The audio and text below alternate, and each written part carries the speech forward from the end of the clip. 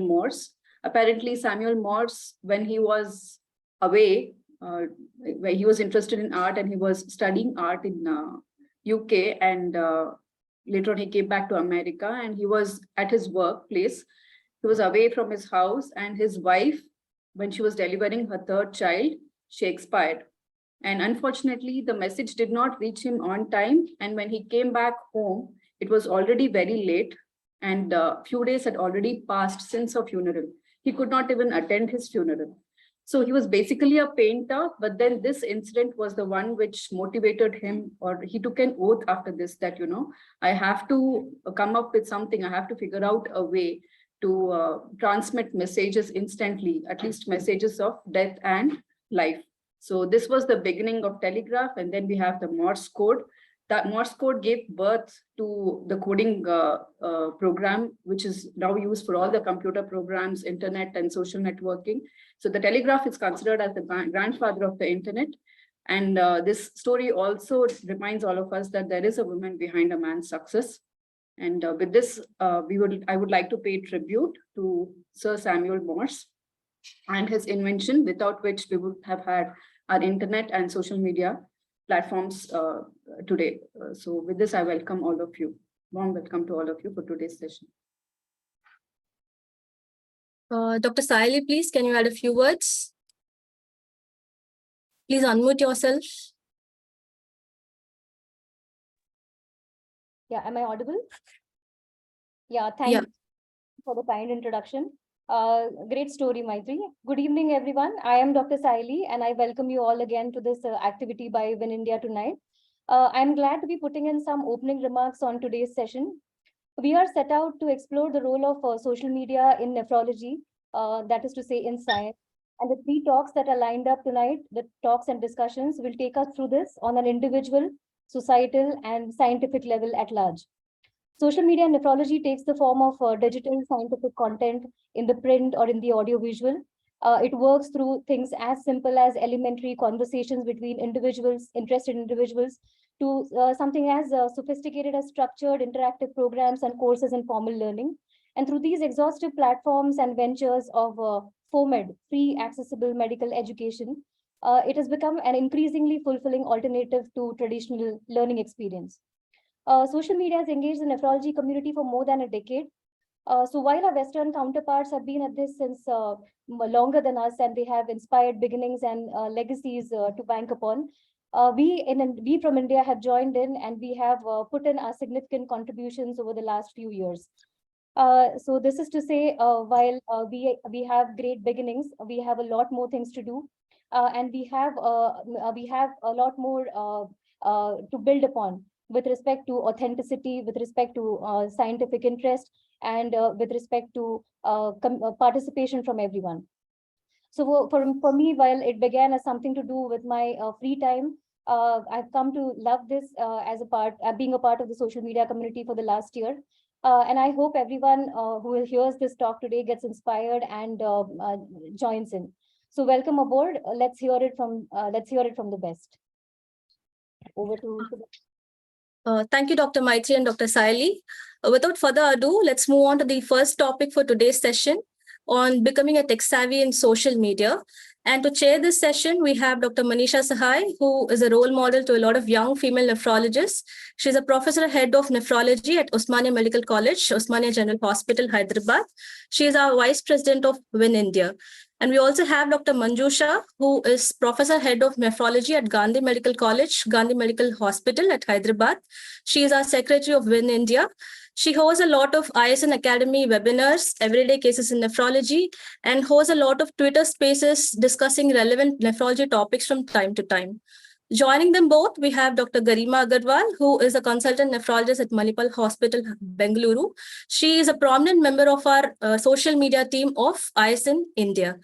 I now request the chair to introduce our first speaker for today.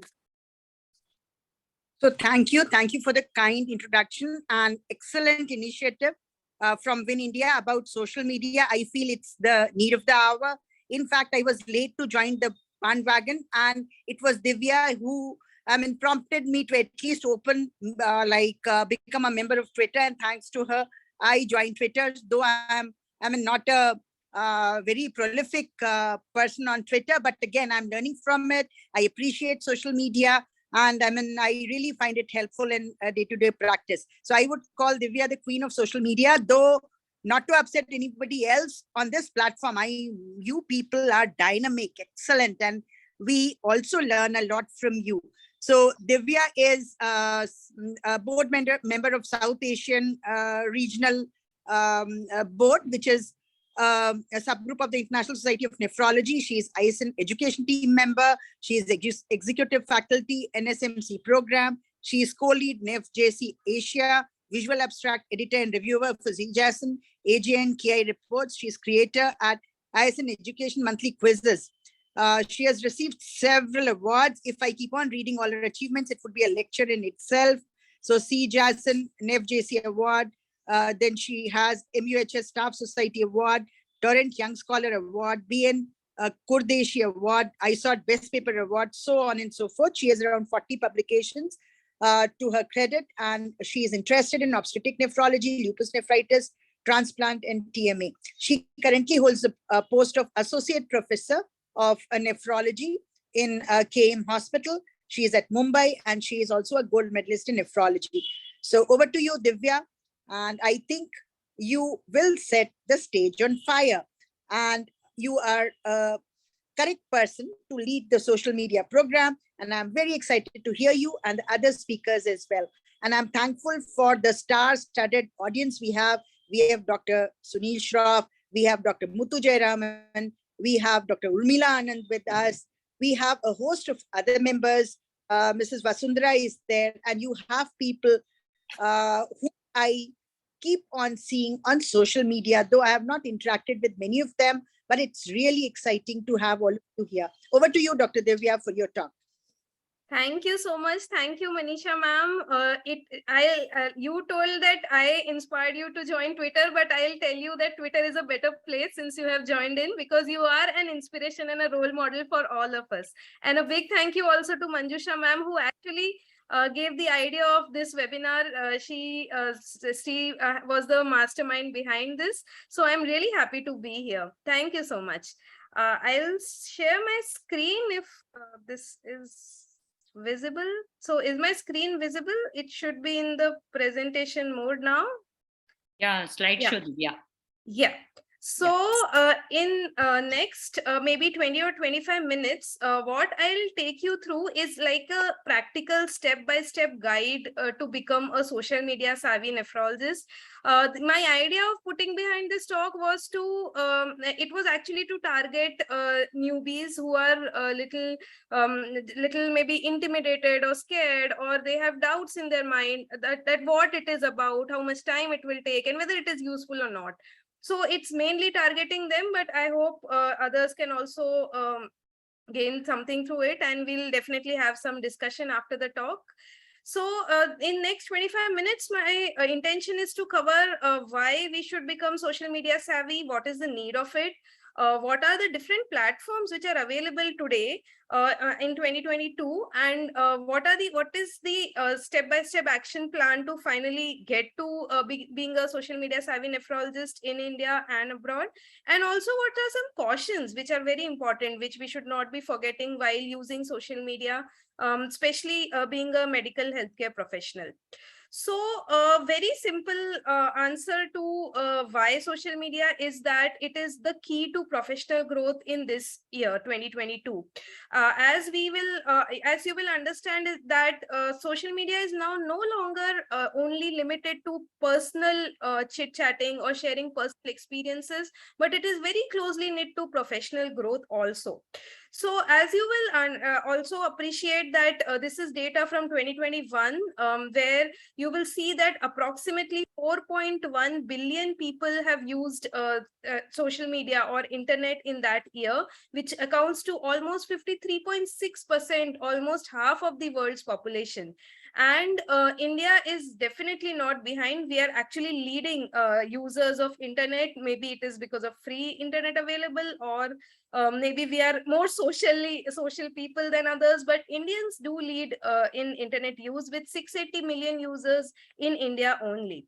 So social media is here to stay. People are using it, and why you should be using it as a person, to that I would like to put it in this way, is that social media helps you in your internal growth. And when I say internal growth, what I mean is that it makes you a better professional, maybe even a better person. You can teach and learn with this tool. You can develop new skills, which was very, very difficult a few decades back to develop sitting at the comfort of your home. You can have, there are various courses available where you can have new skills which can be developed. And the most important part of social media, which is different from traditional media, is that you can refine yourself by instant feedback. The reach and the feedback both are instant, so you can refine yourself very easily and instantaneously. And not to say, when there's internal growth, it definitely leads to external growth. It helps, it opens new avenues of networking, it takes you to beyond the boundaries of geography, beyond the boundaries of your physical world. You can actually, even the world is the limit when you are on social media.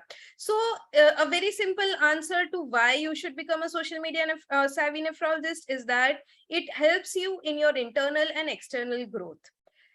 So coming to various types of platforms of social media which are available. So many people just feel that it is only YouTube, Twitter, or Facebook, but that is not it.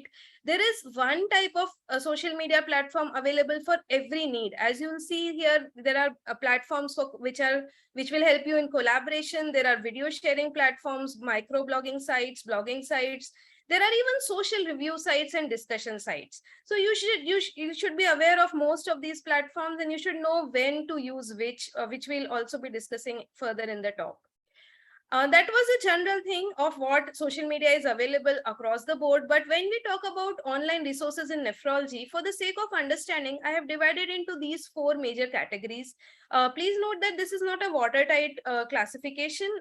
There are definitely some overlaps, but only for the sake of better understanding and remembering them, I have made these categories.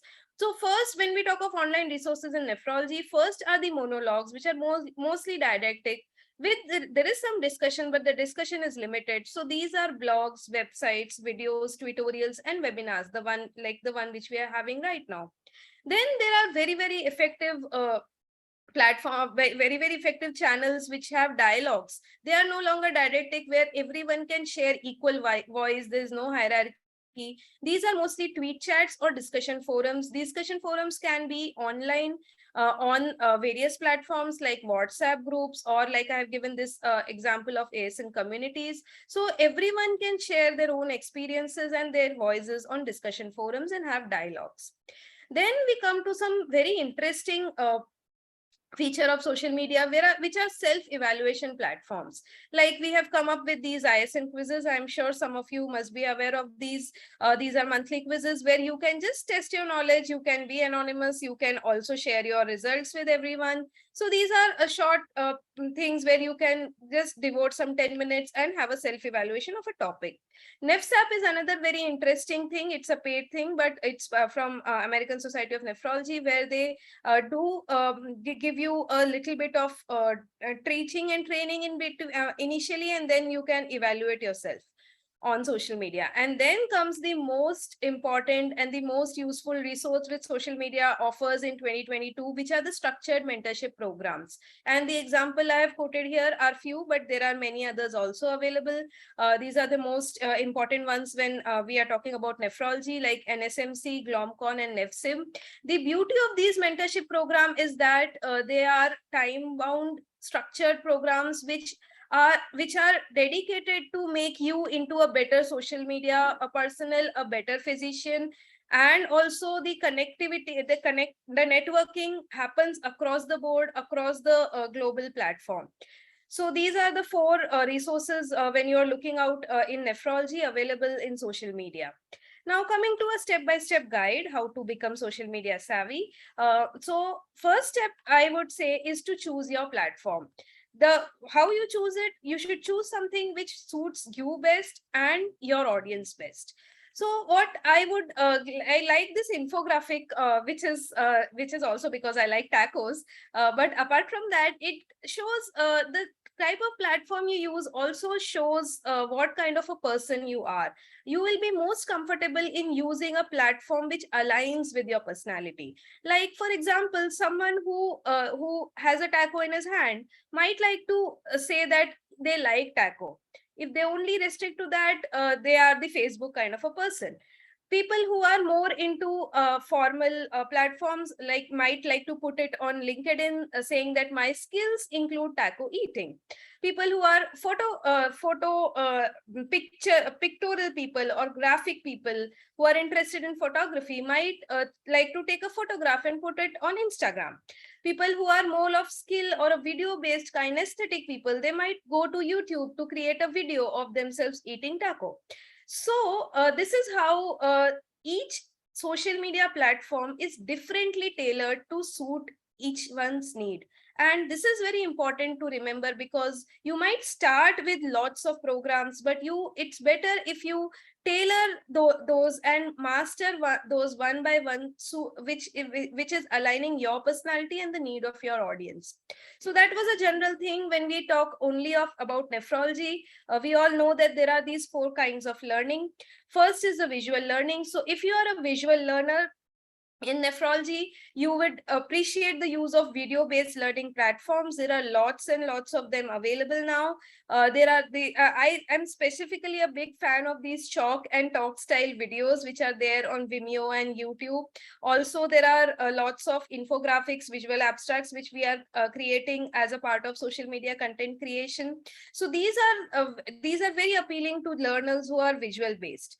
Then we have auditory learners, people who learn better by hearing things. So for them, we definitely have podcasts, but that's not it. We have journals which have also now come up with their own podcast. One of this very important is, I would say, NEJM and CJASN. They have really good podcast programs. Also, I would like to bring your attention to NEFJC Freely Filtered, which is also a very good program. Similarly, there's Book Button, which is a very nice program. So if you're that kind of a person, this is something which you should be looking forward to. Also, when choosing the platform, you should consider what your audience is comfortable with. So it is better to give them a mix of some of each of these, so that it can target each and every audience. Then there are people who like to write and read. For them, there are blogs, there are journals, obviously, and there are tutorials on Twitter. And then finally, the most interesting one, the kinesthetic or interactive learning platforms. Like we have quizzes, we have NephSim, NephMadness, which is actually a gamification of nephrology. So there are people who might find blogs and videos and podcasts boring. So then they are the ones who would really enjoy these gamification kind of platform, where the teaching and learning happens via interactions. So this is a short overview of how you should tailor your own platform. What I would like to say more importantly at this point of time is that it is very important to create a balance. Don't be, when you start specifically in the early years, don't be like a magnet where you would like to post on each and every platform together. Like, for example, I am not on Facebook. I am there on Insta, Twitter, and a little bit of blogs. So it is better to go like this, build like a pyramid. First, have a very stable foundation. Use the platform which you are most comfortable with. Build your niche audience, and then from one to another, you can go on mastering, and then sky is the limit. Second very important step is to select your audience.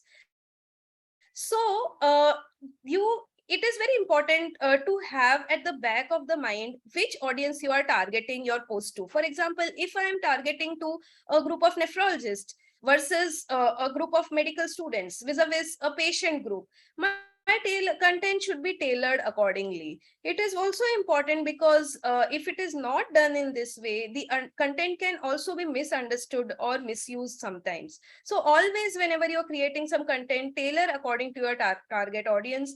And this is also very important here, is that we should keep your professional and personal accounts separate. This is I cannot stress this enough, because there have been cases, not in our country, but in abroad, that people have actually lost their jobs because whatever they were posting, their content was not in alignment with the sentiments of their professional body, of their employer. So this is extremely important thing. If, for example, I start a Twitter handle of KEM nephrology, I will remember that I keep it separate from my personal account. Like I have a handle of ISOT. So what I post in ISOT handle is definitely very different from what I post in my personal handle. So always keep your personal and professional accounts separate and learn to draw a line there. The third, it will be to build your own brand. Brand is important because it openly distinguishes you from others. It creates an emotional content amongst your audience, and it builds trust. For example, whenever you see this label, even my 2-year-old daughter, who, when she sees this is what she thinks. So this is something instantaneously. It's at a spinal level. So this is how your brand should be built. So for example, this is our blog, which we write it actually under the able mentorship of Dr. Tukaram and Dr. Keskar. So whenever you see that logo, you should be thinking of these things, like a eloquently written blog post and a visual graphic to support it. So building a brand is important because then people understand, it gives a predictability, and people understand what you are going to say them next. It is also a personal reflection. Your brand should speak of what kind of a person you are. And in that reflection, you should always try to be professional and considerate. When you are sharing content produced by others, that also is actually a part of your brand building. So if I have some kind of a view, should restrain from sharing content which is very different from that point of view. So building a brand is not only by your content, but it also is by the content which you are supporting, which should be always remembered at all time points. Fourth, and the very important step, is to follow and learn. We should be very clear in social media whom to follow and whom to not follow. Actually, whom to not follow is a more important thing in today's world. So we should be following key opinion leaders. Like, for example, if you are someone who's interested a lot in learning about calcifilaxis, so there are a few leaders like Dr. Sagar Nigwekar, who's very much into calcifilaxis. So that's just to give an example. So you should know whom to follow. You should follow people with your similar professional interest. It will help you in learning also and networking also. And this is only a way to learn and share new information. While talking of learning, I would like to give some examples of how you should making learning easy on social media while creating a content, and how obviously when you are the receiver, social media makes learning easy for you. So for example, this is a beautiful ECNF is we all know Dr. Yadla has been taking it forward. It's a very nice discussion forum where we discuss some cases, and then the complete pathophysiology is also discussed in a very easy and digestible manner. Another example to give, if I show you this text abstracts, you might find little difficult and also require some time. However, if I show you this visual abstract, it is very easy to digest, and maybe in less than a minute you would know what is the gist of the study. So when you are creating a content or you are using a content, always look for easily digestible contents. Always look for things which are visually appealing to the audience. Also, always remember that this visual things are not to replace the text completely. This should only lead you to the text, and it should inspire you to read the full text. It is not a replacement. While talking about learning, I would like to give an example of how the social media platforms flattens the hierarchy.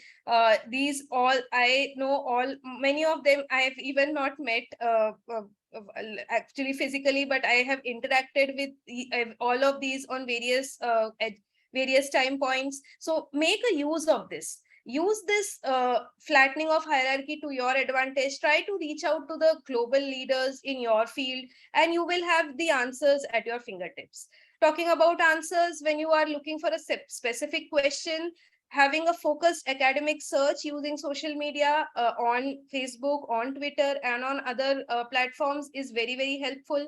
You can use these focused research tools, which are these hashtags, and you will get your answers in a jiffy. For example, if we have if you want to ask some question to specifically to nephrologists, you can use this very nice the hashtag known as Ask Renal. It has a very good reach. It actually has a Ask Renal community also, to which it is immediately posted.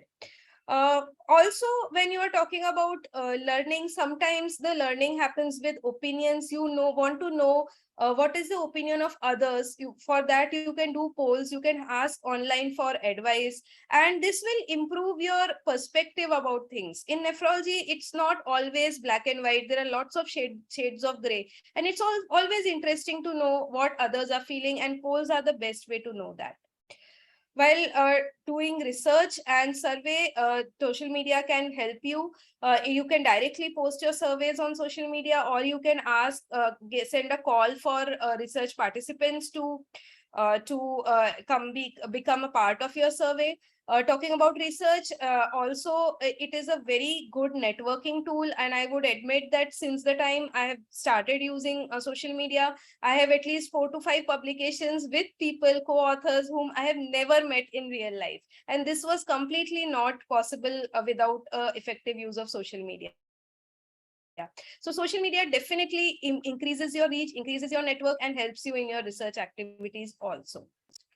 Talking about closed communities, it is very important because there are sometimes we being clinicians, we have some sensitive information which is not very safe to be discussed in a very open community where various stakeholders are there available, and it is available freely to everyone. So like for example, I would like to give this example of these 2 WhatsApp groups which I am part of. I'm sure lots of you will also be a part of this. They discuss very significantly important issues in day-to-day practice in nephrology, and I cannot speak much about ASN communities because it's one of the best thing available out there if you want to discuss some patient-related issues in a very safe and closed environment. So make use of this closed environment to garner them to your advantage when you are pushed at a corner and you really want to understand what you should do in a clinical scenario.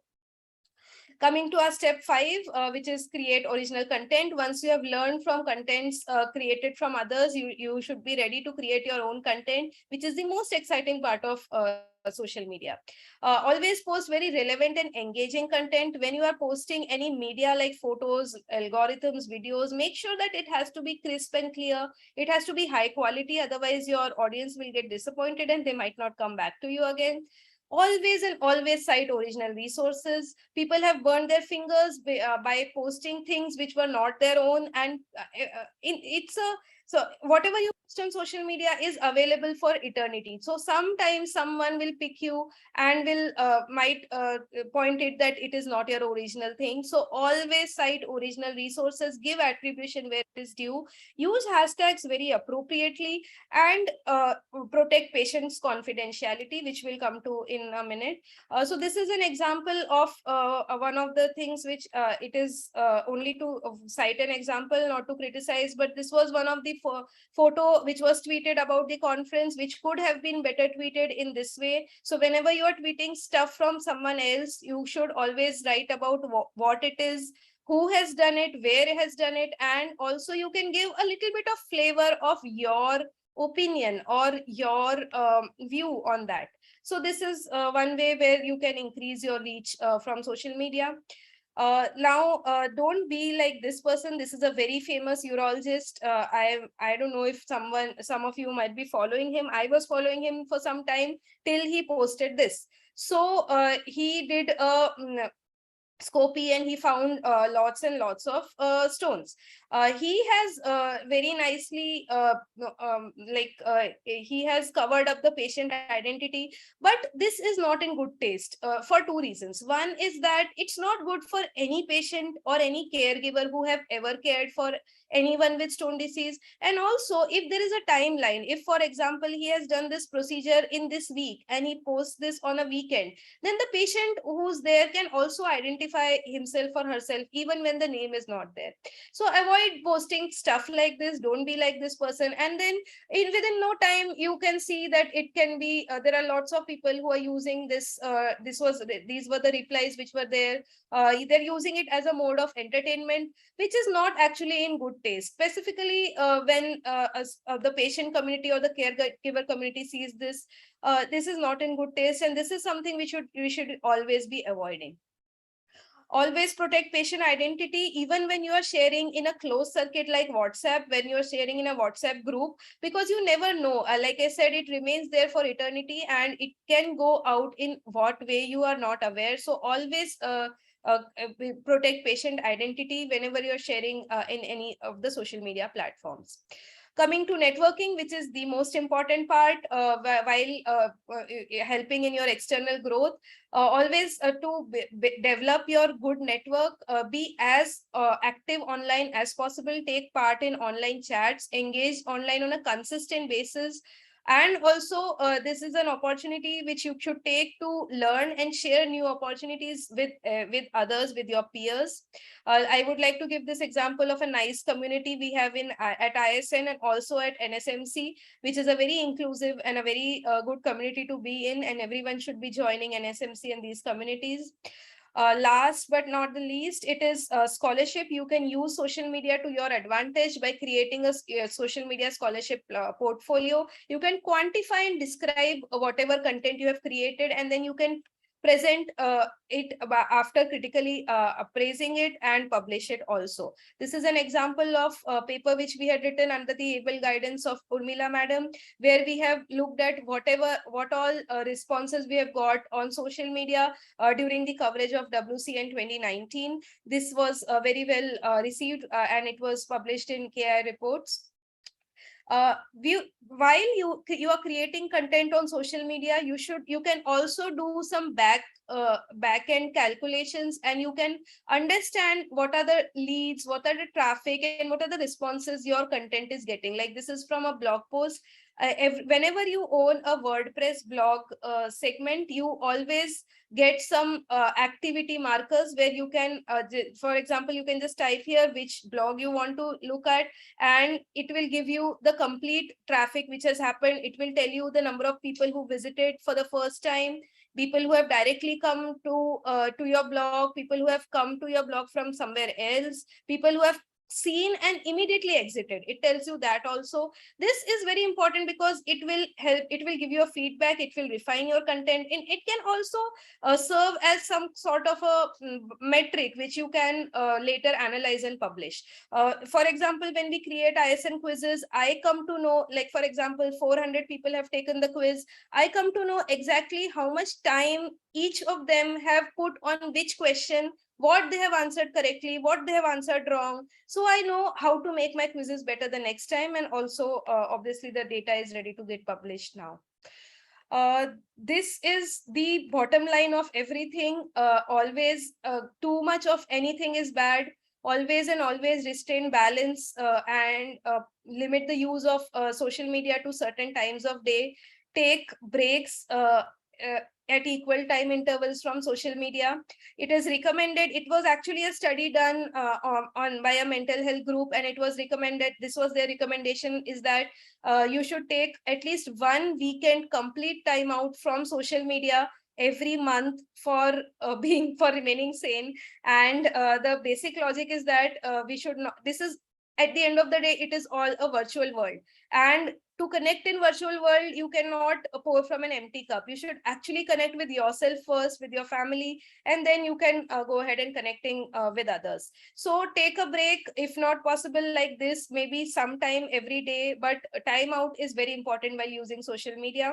Avoid posting when emotionally charged. This is something which we all should practice. It is easier said than done.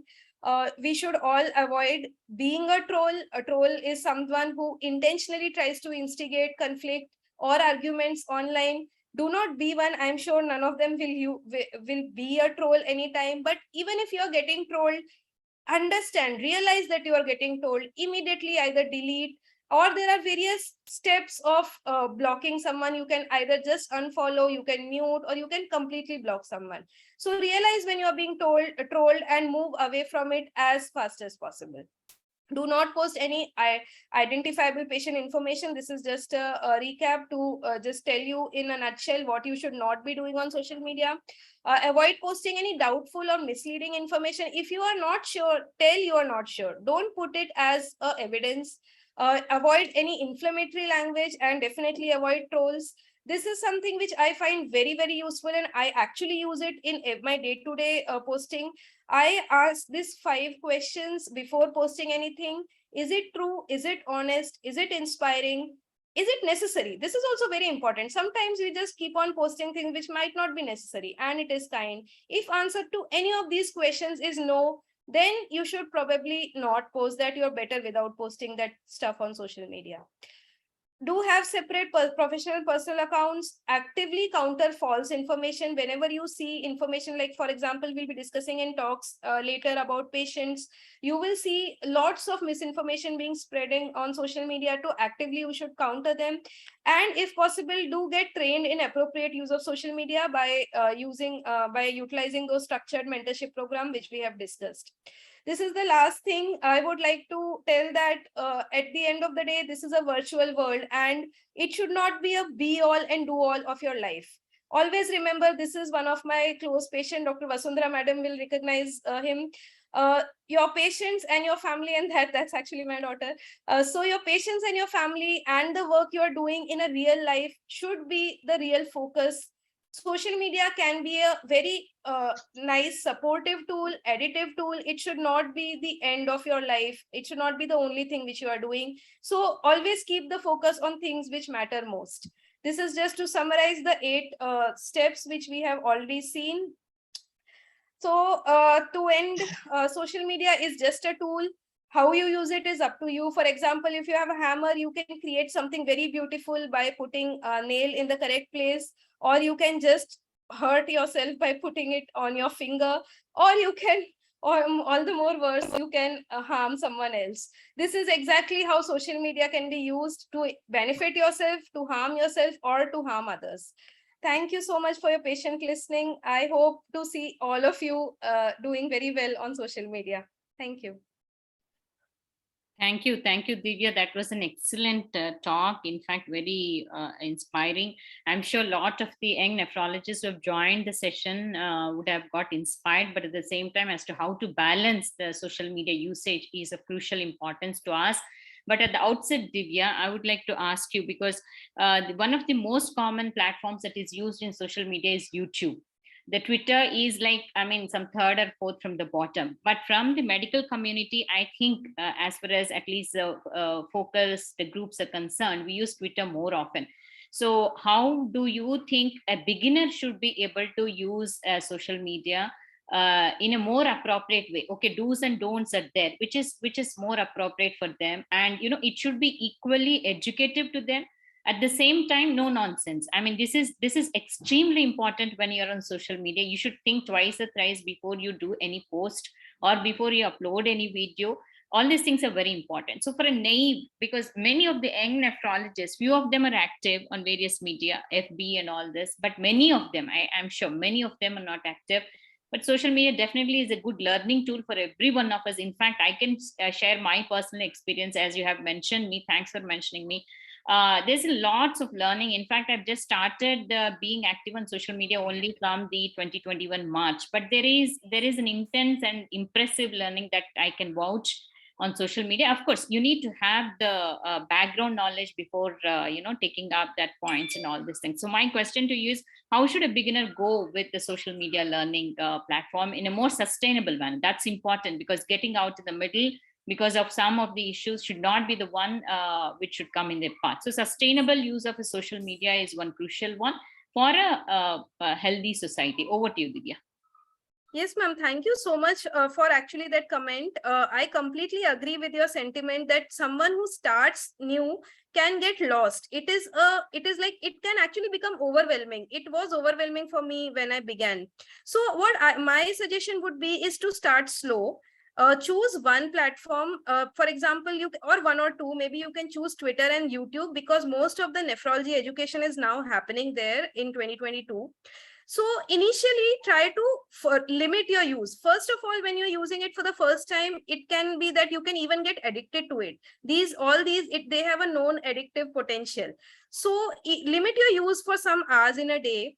Plan it so that at least 70% of your time initially is learning and 30% is in content creation or education, educating others. So plan it in a way is so that it's initially linked more to your internal growth.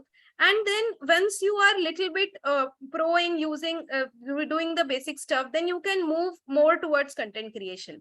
Also very important to know what not to do, whom not to follow. If you feel that someone is more of a wasting your time or not relevant to your needs, your professional growth, then immediately don't hesitate to block or mute that person. Muting is better. I try muting more because blocking is sounds little harsh. So don't hesitate to do that. You are not obliged to follow anyone here. You are here only because it makes you happy, it makes you contented. You are not in a race. Most important thing, it's not a race for having many number of followers, many likes or retweets. It's not that. It's very important to understand it is to supplement whatever life you are living in the real world. So that would be my advice, ma'am. Yeah, another question, Divya. Like, I mean, off late, so many fellowships are there which have come up on the social media. In fact, that's become, I can say, can I use the word craze or something? So it's become like very passionate among the young nephrologists. So many of them have joined all this fellowship, starting from GlomCon and NSMC and all these things. Can you just enlighten on these fellowships, which definitely would be useful in a longer way? I mean, in the sense, whether it is networking, whether it is the scientific content, or whether it is their CV improvement, whatever it is, I think there is a multifaceted improvement once they join. Can you just enlighten on those fellowships which are available? Again, very important point, ma'am. This is something which newbies or young nephrologists or younger generation professionals should look forward to and definitely join. Like you took the name of GlomCon, NSMC, there is NEFSIM also for medical students. So what it actually gives you is that it gives you a platform in a very safe, secure manner.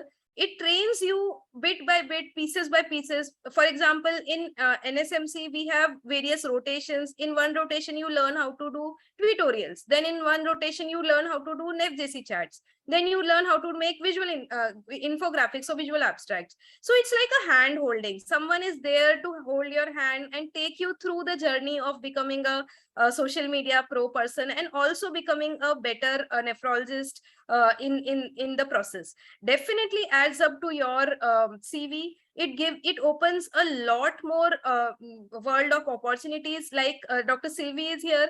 I have written some papers with Dr. Sylvie only because I know her from, she was my NSMC mentor, and I got to know that how beautiful person she is, and she shares my interest of obstetric nephrology. So that's just to give an example of how if I would not have joined NSMC, I would not have met Dr. Sylvie ever. And for someone like me, it was youngsters don't get invited too much to write in mainstream journals or mainstream editorials anyways. So no, so this is how you can actually increase your reach. You can build a CV, and more importantly also it tells you what not to do. It creates a ethical code of conduct while using social media when you are in a structured mentorship program. So structured mentorship program are a definite yes. Even NSMC is still free, Glomcon is now paid, but I would say it is still worth it if you have the time. And one more thing, while using this structured mentorship program, you should do it when you really have time. For example, if you are planning your family, or if you're going to a change of jobs, or you are doing something very intense in your professional side, then give that year a break. Find a good time to join these mentorship, because they are time bound. If you lose that opportunity, then you might not be able to do it again.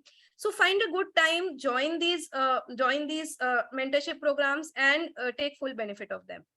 Yeah, Divya, one last question from my side before I hand over to Garima. Thanks for that response. Can you just enlighten us on the International Society of Nephrology in relevance to the SOMI? Yes, ma'am. I just, for the want of time, I could just put I one understand. Yeah. ISN community Correct. thing. I have not put other things, but ISN has a whole big list of things which are very useful in learning and educating. There is ISN Academy. There is ongoing tutorials which ISN team creates. There are chats. ECNF is a part of it. Also, WCN, people who are a part of WCN social media team get a hands-on experience of using social media tools for increasing the conference reach.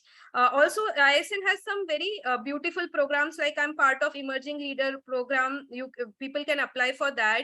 Or there is mentorship, mentee-mentor program. There is sister concern programs. There are lots of programs for youngsters. They are specifically targeted at youngsters. And one good thing about ISN is that it's very inclusive. It is very inclusive to people who are from lower middle income countries. There are lots of fees waivers available for people from Nepal, from India, from our countries which are low resource countries. So everyone should go to the site of ISN Academy and check out these resources, ma'am. Very useful. Thanks, Divya. Over to Garima. Thanks, Divya. A lot of answers. Thank you, Garima. ma'am. Thanks, Divya, as usual. Such a great presentation. I'm going to take some more time because we have to move on to the next presentation. Just one question, which I want to personally ask you. Like, how do you manage everything? Because, you know, at the stage of our career where we are at, you know, you and I, like, it's really busy at work, you know. And sometimes, like, the social media overwhelms me. And then I wonder, how do you manage your daughter, the work? And I know your OPD is crazy. And plus social media, like, do you time yourself? Like, this is really a personal question for me. Like, how do you do it? Garima, I would say this is the most important question. I am also struggling to find the answer, but what I have found useful is that don't try to be everywhere, do everything. Triage, like we triage other things in our medical practice. Pick up things which are really important to you, and pick up things which you enjoy the most. Like I enjoy creating visual graphics, maybe videos or visual abstracts. So things which you enjoy, you will do in a jiffy with minimum time. If I'm told to maybe do podcast, I might not be very good at it, so I don't do podcast. It's like that. So choose things which you enjoy. You will take less time in that. Always take the time out for other more important things, and limit the use of social media. Like I said, I do not use it on Sundays. It's completely like zero. My phone is completely switched off, apart from the hospital calls on Sundays. So a very important point to balance your life. Remember, don't have FOMO. Initially, I used to have lots of FOMO, a fear of missing out if I'm missing some ECNF or some NEF JC. But then at the end of it, I realized that it's not a race. I'm only here for my personal sake. It's okay if I miss some things. I can always attend other things. Right. Thank you for that. So I'll move over to the host for the next presentation now. Yeah, thank you, Dr. Divya, for an erudite talk. And I'm sure there's going to be a surge of new accounts in different social media platforms tonight. And for the next topic on using social media for patient care, we have Dr. Kritika. And to chair this session, it's my privilege to introduce Dr. Muthu Jayaraman, Madam, teacher of our teachers, former professor, head of nephrology at Stanley Medical College Hospital, patron Win India. She's currently a senior consultant nephrologist based at Chennai. And we also have with us Mrs. Vasundhara Raghavan, who is a founder member of Kidney Warrior Foundation. She's a very strong advocate of the welfare of kidney patients and also a very active social media member. Joining them both, we have Dr. Preeti Meena, who is an assistant professor of nephrology from AIMS Bhubaneswar. She is a prominent member of the social media team of Win India and International Society of Nephrology, probably one of the owners of must follow Twitter handles. Over to the chair to introduce our speaker for the second topic.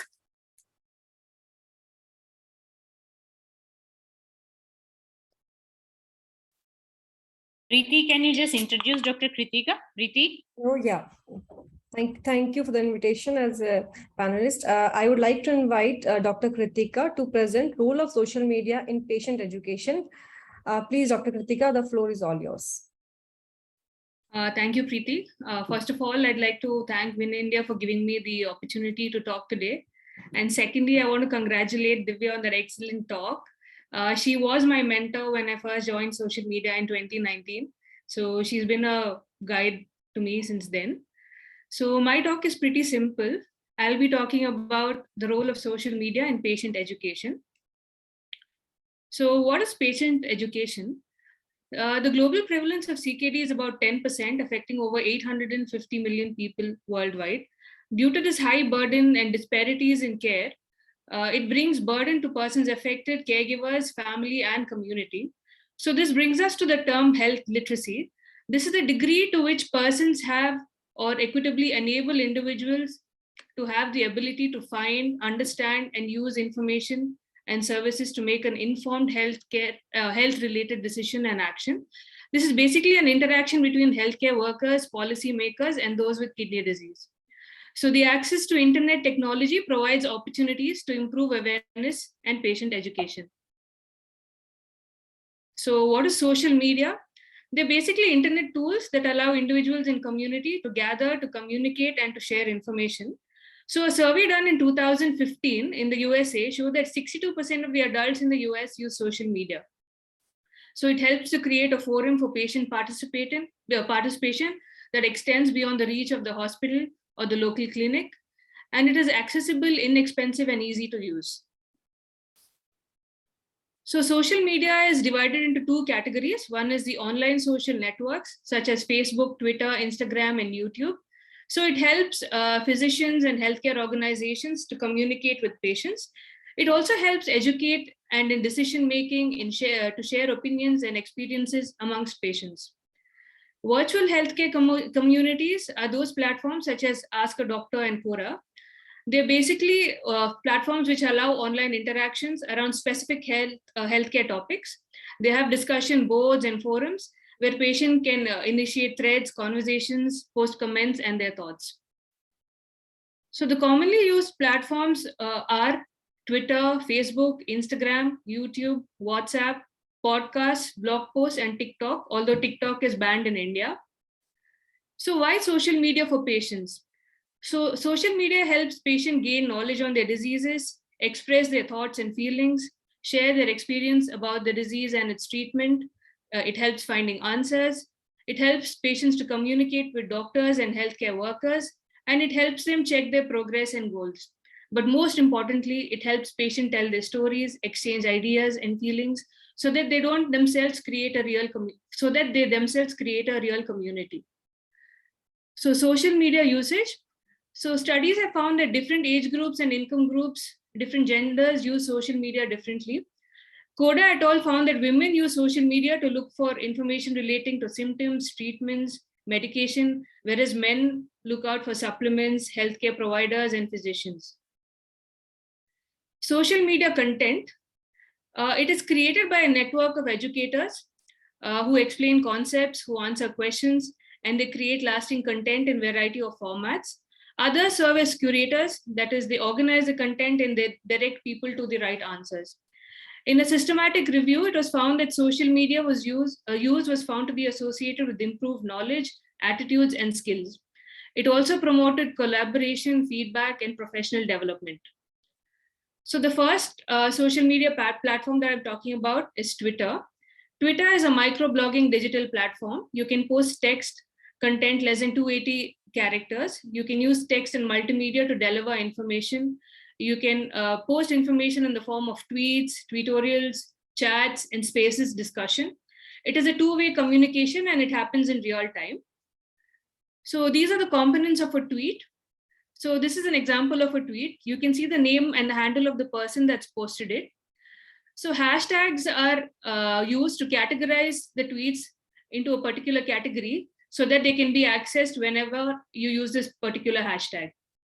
So there is a link of the journal, which is a primary source of the tweet.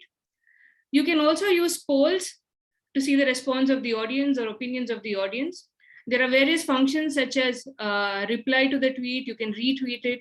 You can also favorite it to look at for later. And you can look at the analytics of the tweet to see how many people have viewed the tweet. So Twitter in education. So these are some examples where tweets have been used to educate patients. So this is a particular paper, which was an experience and outcome of COVID-19 in kidney transplant patients. So patients who have undergone kidney transplant may be curious as to what the results were or what are the risk factors of this COVID in transplant. So this is a tweet. So imagine a patient having persistent hyperphosphatemia, and he comes across this tweet. So this educates him that there are common tablets which he may be using that may be contributing to it. And also tweets can be used to promote content, promote journals, promote books such as this. Tweetorials. Tweetorial is a short series of group multimedia tweets. It is centered around a particular topic or to demonstrate a point. It bypasses the Twitter's character limit. It is an active way of learning and reviewing concept, which is superior to passive reading. So this is an example of a tweetorial. So this, I made this tutorial on a patient who had hypokalemia. So this tutorial talks about how I approach the patient, about the investigations, about how to diagnose this particular patient and how to treat this patient. So you can see there's a number of tweets which talk about what the patient had and how you diagnose. There's a particular algorithm. So this is an example of a tweetorial. So tweets can also be used for patient advocacy. So there are many foundations which advocate for patients, such as the Kidney Warrior Foundation, ASN Advocacy, NKF Advocacy, American Association of Kidney Patients, and the ISN. So these are certain examples. For example, this tweet by the Kidney Warriors, this put across a message to the government of Tamil Nadu saying that patients were denied dialysis in the government scheme. This other tweet is a tweet which is a tweetorial on outcomes, advocacy, and policy in dialysis for undocumented immigrants in the US. So Twitter can be used as a medium for patient advocacy. So the various support groups on Twitter for patients, such as the chronic kidney disease support group, kidney disease failure group, groups for diet and recipes. So these Twitter can be used to share patient experiences. So this is a certain patient who was on dialysis for 24 years and is an advocate for nocturnal home dialysis. Another patient saying that he was on multi-drugs during transplant and how he managed to adhere to the medications. So all these empower other patients who look at the tweets. And this is another tweet who she's just sharing her thoughts about what it is to have a kidney problem and is on the wait list. The second form is blogs. Blogs are long form web pages in which the content is displayed in a reverse chronological sequence. They're also sources of archive since they are permanent. You can create any type of content from education by healthcare to sharing patient experiences. Viewers can comment, and this is a one-way communication. So these are the common blogs and websites pertaining to nephrology. And when you look at the ones that are patient-oriented, you can look at the Slow It Down CKD, dialysis from the sharp end of the needle, home dialysis central, demystifying kidney disease for the average Joe. So all these are aimed to educate patients. So another example of a blog for education is the Renal Fellow Network. So Renal Fellow Network is a group of nephrologists, basically fellows, who post content and which is reviewed by nephrologists through the world. So this is a blog which shares patient experiences. So this particular patient shares his commentary on skin cancer after transplant. There's also a patient perspective on the risk to kidney donors. So all such bring out the patient voice and they help empower patients. So this is a particular patient perspective. So a patient who has ADPKD and who's an advocate for progress and innovation in nephrology talks about what he thinks about the artificial kidney. YouTube has both video and audio content. This can be seen at convenience, but this is a one-way communication. It can be used to explain complex topics with audio, visuals, and animation. So a study done reported that patients found YouTube to be easier to describe their experiences and impressions relating to their diseases. So YouTube does not require any sort of literacy because there is nothing to read. Most of them are explained by videos and animation. It also helps reach ethnic population. So these are some of the YouTube videos which are aimed for patients. So one is the ABC of kidney disease. It talks about treatment options. It's a 20-minute video which talks about treatment options for end-stage kidney disease. So renal nutrition videos. And there are also videos in other native languages for patients of ethnic population. So more posts talking about dialysis, post-renal transplant in simplified 4 or 5 minute videos, which are easy for patients to understand. So Facebook is a rapid and interactive free-form method of communication. It helps to strategically target groups and drive discussion. You can comment, you can like, and you can share content. It allows multimedia, videos, as well as audios. There are several support groups on Facebook for patients with kidney disease. It also posts education content. And there is Facebook Live, which helps interact with the speaker. So a study by Green et al. Showed that the advantages of using Facebook are information sharing, patient-centered management, community building, and data collection function. So it is used in building identity. You can get emotional support, logistic support, and it's easy to access for any sort of information regarding disease management. So this is an example of a Facebook page titled Kidney Blog, which has short topics on common kidney diseases and how to approach. So these are videos on Facebook talking about patient experiences. So there's a patient who has undergone a transplant and how he's the longest surviving kidney transplant. There's a talk on why, what are the causes of kidney transplant failure. So all these small talks help give out information to patients. So there's another patient story on how he had lupus and kidney failure and how he's a patient of kidney donation and now is fit to run marathons. So these motivate other patients with kidney transplant and survivors to take up such endeavors. Podcasts are audio content where education can be delivered through storytelling, a discussion, or an interview.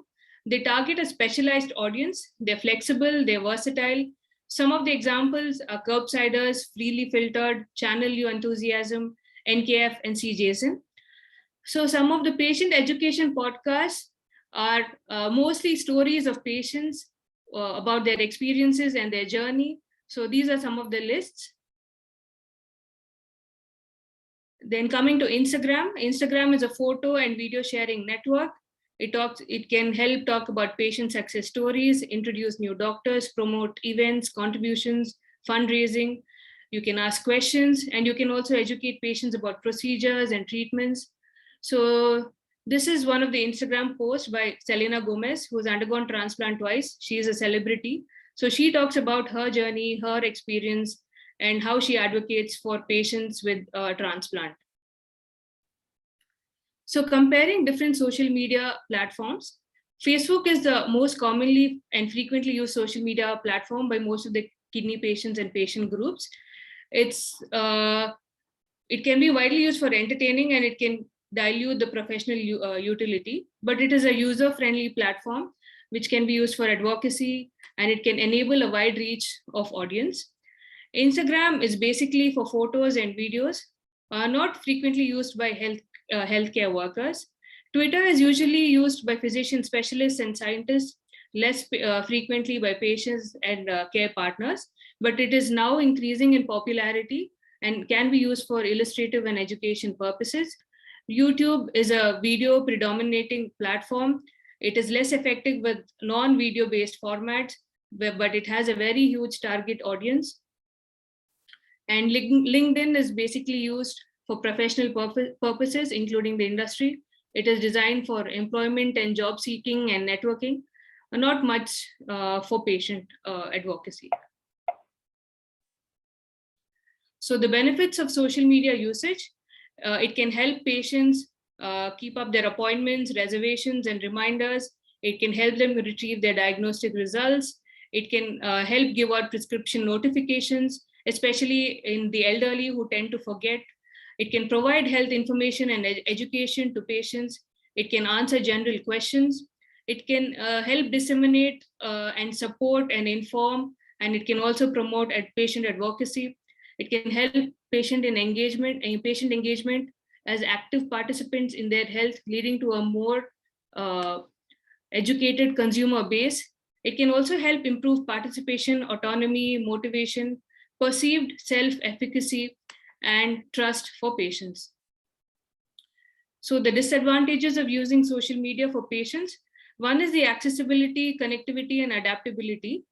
So not all patients have access to the internet or social media or gadgets which can show social media. And not all patients are adapted to use social media, especially the elderly. They take time to learn these things. Secondly is the authenticity of the scientific information. All the information that is posted on social media is not peer reviewed. They can just be single patient experiences, they can be opinions, or they may just be false data for whatever reason. The third important thing is social media noise. So you're connected to so many apps on the social media that your phone is already all the time buzzing. You're anxious, you want to check your phone. This causes some sort of a disturbance, and it can also cause an addiction to you. And the fourth one is the patient privacy. A lot of these social media posts put out photos and videos with the patient details. And this can be a breach of the patient privacy, who may not have consented to these kind of videos and audios, and hence can cause legal implications. So conclusion, social media is easily accessible, inexpensive way to gather information, communicate, and share information. It helps patient voice their concern, experience, and thus in community building. It can be an important platform to build patient advocacy. All information on social media is not authentic, so beware of false sources, spammers, and hackers. It is a scope for physician and patient collaboration to bridge knowledge gaps. Thank you.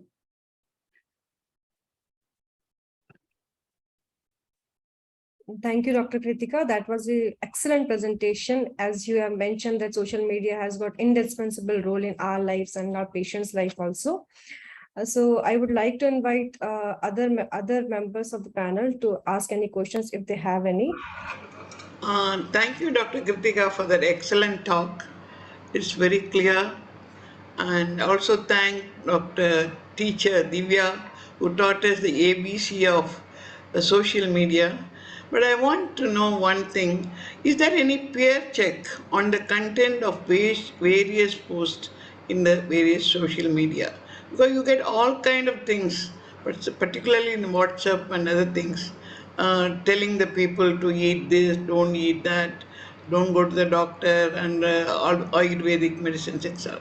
Is there any check on this post in the social media? So most of these social media platforms, especially Twitter and Facebook, are personal pages, ma'am. So it's people who are just posting their opinions and their comments. But certain platforms such as blogs, especially the Renal Fellow Network, which is a large blog, they do have peer reviews. A lot of the nephrologists go through these posts, check for the authenticity of information, the sources, and then only then is it posted on social media.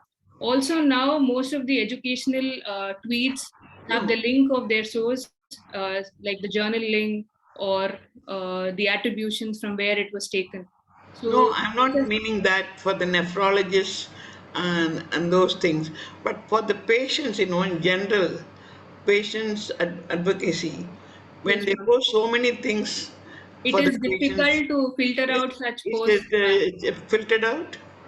It is no, ma'am. It is very difficult to filter out such posts. So I would suggest that these patients follow authentic blogs or authentic posts from organizations such as the ISN or the ASN or the CJSN, which provide authentic information and content.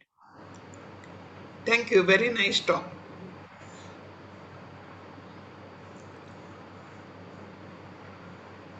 Mrs. Vasundhara, you would like to add certain comments? Preeti, you can ask Mrs. Vasundhara to give certain comments. Preeti? Sure. Are you live? You live, Mr. Sundan? Do you want to ask anything else or want to add anything else? I want to add, in fact, I want to explain the role that advocacy plays on social media. I mean, how we manage our advocacy on social media, how we manage the content. So we as a patient group, we are constantly telling the patient, we give them some suggestions based on our experience. And then the final word is that please go and talk to your doctor. The only thing that we do at the time when the patient approaches or puts a post or asks a question, it is only to comfort, because we are always scared when the creatinine rises and we think that maybe the kidney has been rejected. So the comfort comes in by people saying that, did you have less water? What did you do? Did you eat properly? And stuff like that. Basically, just to make that person talk about his doubts, and then we tell them to go back to the nephrologist. And all the posts that we have are all from what is there from the media. That is, suppose Times of India gives an article of a transplant that has happened and stuff like that, and all the information. In fact, from the Twitter, we take all those infographics and we post it and try to put some little content on the post to tell them to read the article. We are encouraging them to read scientific articles so that they can learn to, few of them will learn, not all of them will read and learn, but the few intelligent ones, why should we avoid, why should we not offer that information to them? So that is how we look at it. But I wanted to ask Dr. Kritika that on podcast, how much work has been done in India? How many people are using podcast efficiently? Ma'am, I'm not very sure about the ones that are being used here. Frankly, I don't know any that are being used in India. So, and most of the podcasts that we have are based for nephrologists and not for patient. They're not patient-centered. So I'm not aware of any here. Maybe request the women in nephrology group to try and get some podcasts which are, or even any sessions that you'll do, which are totally patient-centric. Because sometimes we come into these meetings, the information is too advanced for us. And then we leave halfway through the meeting because we feel that how much of knowledge can we gain, which is so heavy and beyond our capacity. So if we can have such sessions, such programs designed, it will really help us. Definitely, Vasundhara Raghavan. I think your suggestion is well taken. We are having patient advocacy groups led by the WIN executive team. We'll definitely plan to have certain podcasts, but can you tell us from the patient perspective, which is the best platform, SOMI platform, that can reach effectively patient groups so that they understand? Let it be in vernacular language, let it be the content, let it be any clarification. What can be a better or probably a best platform that can reach to the patient groups? Facebook is the best. Okay. Because Twitter, not many people, though we do community growing, but Twitter doesn't have that many patients. But Facebook, our page is very active. We can, we can stream live onto our page. We've done that with NephroPlus. before. So that So great suggestion. I feel, Mrs. Vasundhara. I mean, I think Win India will definitely take up that initiative and put it in simple words, easy for the patients to understand. And probably Facebook, as you said, probably we can try that out as well. We've not been very active there, but I think this would be a good opportunity. What do you think about the YouTube videos that are being posted? I mean, do you feel that they would reach the, because number of YouTube videos are there, whether it is the information about a disease, whether it's management, whether it's reachability. So a lot of education goes on YouTube as well. Do you think YouTube videos are also equally good in reaching the patients, or is it only the the Facebook which has a better reachability? Over to Vasundhara for this question. on the YouTube, I will say that Dr. Gulati comes and posts, he'll come and put his YouTube channel, the video, and people will watch. So someone has to bring that and put it here. Whereas from Facebook page, we put it into our groups. But we're not able to do so much work. I mean, we are being volunteers. We don't have so much time to look at all the videos. And there is one dialysis technician or technologist, one Hilal, who's very active in our page, and he has lovely YouTube on dialysis. It's very simple to understand, So people like to watch those things. But, if it is made by the nephrologist also, if it's a combination, then at least we know that it's very authentic, We know that the information is authentic. Yeah. We, of course, he's a technologist and he will definitely know. But, we will also have a little doubt that, okay, do we follow this or do we follow the doctors? So this technician, what you are saying, I just wanted to know, I mean, always to be on the safe side and for you people to be on the safe side, always put the credentials of the person doing it. Yeah, definitely. Whether he is qualified, whether he has a degree and all that, because nobody should get into any problems. I mean, even if the video is good and done brilliantly, but it should come, as you rightly said, from a technically sound person. So because some people are good speakers, but again, whether they are authorized to say all that, and whether they are saying it correctly, that also is important. So I think always put the credentials, that's important, before posting or reposting any such videos. Make sure that the person claims to be who he is, who he claims to be, who he or she. Sure. Thank you so much for your suggestion. Ma'am, I have a question for Mrs. Vasundhara Raghavan. Ma'am, how do you filter out these hackers and spammers on Facebook? How do you know? How do you filter? So I'm like the cop there. Yeah. I admit patients into the group. Because anybody can impersonate anybody these days. So we, as soon as they will say that I want, I'm B plus and I need a kidney or I want to sell the kidney, we remove them from the group. But when we are admitting them, we have a set of questions. It also tells, give me your telephone number, give this, give that, all the things. If they don't answer all the questions, they answer only one or two questions, we don't admit them. So very strictly on that. I think can we start the next session? Our foreign panelists are waiting. Yes, please. This is their morning. Already we are half an hour late. Yeah, first, Thank you.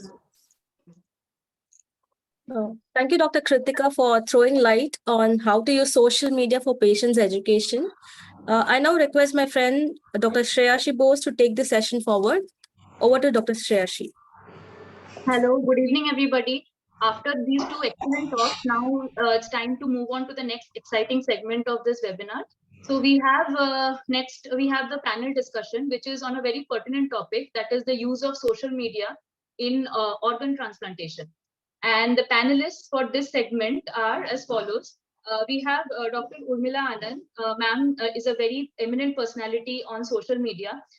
She is the head of nephrology at Amrita Hospital in Faridabad. She is our president of Win India. Next, we have Dr. Sunil Shroff. Sir is well known for his work in the field of disease donor transplantation. He is a senior consultant urologist and kidney transplant surgeon based in Chennai. And he's also the founder member of the non-profit organization Mohan Foundation. We also have our two other prominent members, Dr. Sylvie Shah. She is associate professor of clinical internal medicine at University of Cincinnati, and Dr. Anuja Java, Associate Professor, Nephrology in Washington University School of Medicine at St. Louis. The moderator for this event is Dr. Sandhya Suresh. She is the Assistant Professor, Nephrology at SRMC Chennai. Over to you, Dr. Sandhya Suresh. Hi, everyone. We've had a great session so far about the role of social media in nephrology. As for want of time, and I have 4 great speakers, so I don't really want to take too much time here. Basically, this session will focus on social media in transplant and how we can leverage it to benefit the transplant community, whether it be us, the transplant professionals, or the transplant candidates, the potential donors, or anyone involved in transplant, from researchers to philanthropists. So we have 4 great speakers here who are not only eminent nephrologists, but who have also taken a leading role in the field of social media and transplantation. Dr. Sunil Shroff, Dr. Silvi Shah, Dr. Anuja Java, and Dr. Urmila Anand. I'd like to put forth some questions to them, and they will be answering us over the course of this half an hour session. Yeah, can you put it in slideshow mode?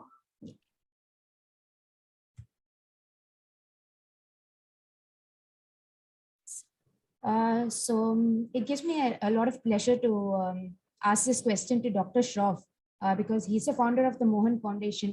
For several years, they have been trying to take forward social media. They've been one of the pioneers in social media and transplantation, in increasing organ donation awareness in our country.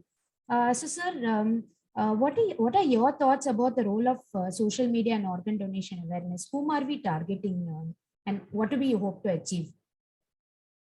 I think, first of all, thank you for inviting me to this webinar.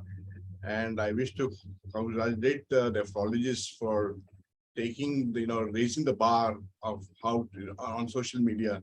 I think among all the specialties, you guys have done the best. So great achievement and great talks. We have been using social media for creating awareness in our nation for many, many years. We have 1,000+, I think, graphic posts on social media regarding awareness on organ donation. And I think it's a great tool for creating awareness for some of these medical, some of these causes, like, organ donation, obviously, but, we have had those viral campaigns of ALS, if you remember, where we had that, ice bucket challenge and so on, which went very viral. On organ donation campaigns also, some of the campaigns have gone viral. You have the Bentley car, which you have seen, which has gone viral again. Then you had the negative kind of depiction of somebody donating an organ. Well, not a very good human being, but gave a negative impact, but that story stayed on. So that way in India too, we have had some very good social media campaigns. We had the Hemant Karkare's wife, Kavita, who donated her organs. I think it was in 2014 or 7, I think. Hemant was the, martyr in the, the Bombay blast, which happened, that his wife. So that post went very viral. And then there was a post of, say, Aradhana, who wanted, to raise money for organ, for her. She needed a heart, and that campaign went very viral. So I think, we have used social media quite effectively to create awareness on organ donation. Facebook is very powerful. But lately, I find Instagram is, equally important, especially among youngsters. We also need to use things like TikTok and so on. But TikTok is overtaking Facebook now, and more YouTube probably for short videos and so on. And social media has really changed. It started all with Facebook, but now today we have so many good platforms for creating awareness on organ donation. And we have to keep ourselves updated with the social media, especially if you want to create awareness on organ donation. You can also have your organ donation status on Facebook. I don't know how many of us use that in India, but we also promote that through our campaigns to create your organ donor status. The target audience is anyone and everyone, to be honest. It's not just restricted to young or old or whatever, male or female or whatever. So the target audience is anyone and everyone. And I think what we hope to achieve at the end is that there are 2 things which should happen. One is, in India, there has been a small paradigm shift where we see families coming forward for donation. When you have brain death, when we started the organ donation, and in that era, you would speak to the relatives, and many times, most of the times, you'd get no. But our, conversion rate has improved regarding organ donation, provided you have a good counselor supporting the family. But the small paradigm shift which we have seen lately in the last 5 years is many donor families have come forward to donate their organs when they hear about brain death. So I think that paradigm shift has been not necessarily, of course, just because of social media, but also because of the awareness which we have created in the print media and the visual medias as well. So I think overall the impact has been good. And what we wish to achieve is that, more and more families can come forward for organ donation at the end of the day, because we need to increase our donation rate. And that's the end point where we see how, different campaigns can help. Thank you. That is very well put. Do any of the other panelists have any comments? Dr. Silvish, you have you're a pivotal member of the NSMC team, and I would love to hear about your work in social media in the field of transplantation. So I think social media obviously makes a great difference, both for organ donation as well as patient awareness. And we have used this successfully, especially, I have a lot of interest in women's health and kidney transplant. And we have been using, for example, National Kidney Foundation podcast. We are conducting that regularly, where we have a panel, which includes a patient, which I think is very important, along with like a social worker, a physician, and other a nurse in the panel, to bring about awareness, for example, regarding pregnancy, breastfeeding. So we did a podcast, and then we got a feedback from the patient. They wanted to hear more about breastfeeding with kidney transplant, and then we did another podcast for it. So we have used podcasts successfully. Then there is, in the American Society of Transplantation, they have different community of practices as well, where you can post questions and get answers. So that's another good use of social media. And with patients, what I've seen is, even here, I think Facebook is the most commonly used forum for discussions among patients. And that's how they get a lot of awareness and knowledge about complications with kidney transplant, what are some difficulties which they can face with kidney transplant. And they also put donation campaigns, like if somebody needs a kidney, they would advertise, they would put it through social media. Even patients do that, and some of them had success in getting that. And another very recent thing, since we were talking about, one of our transplant nephrologists here donated a kidney to his patient, Dr. Jamali. I'm not sure if you heard about it, but that was very much covered by media. And I think it was great for everybody, like for patients, for physicians, because he successfully donated a kidney to his patient. So that received a lot of media coverage. And there are a lot of other people in the transplant community. There's Dr. Grubbs, who actually donated a kidney to her husband. She's a transplant nephrologist. She's a general nephrologist, and she donated the kidney to her husband. And she also wrote a great book on it. So I think all these examples, which are covered by media, again, increase a lot of awareness in the community. Dr. Urmila, ma'am, what you have been very active in the social media space, especially in the field of nephrology education. And what do you feel is the difference between social media and traditional media with regards to transplantation?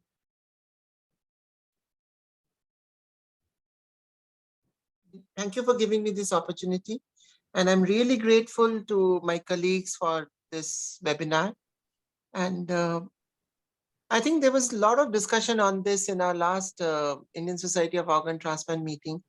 Things which are done or propagated in a television or in the traditional media, which takes about hours together, usually takes minutes when the point or the issue is discussed in social media. There is a effect on this and it propagates faster. So for transplant professionals, especially putting across our views, both positive and sort of contradicting negative viewpoints and fake news and scammers and hackers, we can use social media.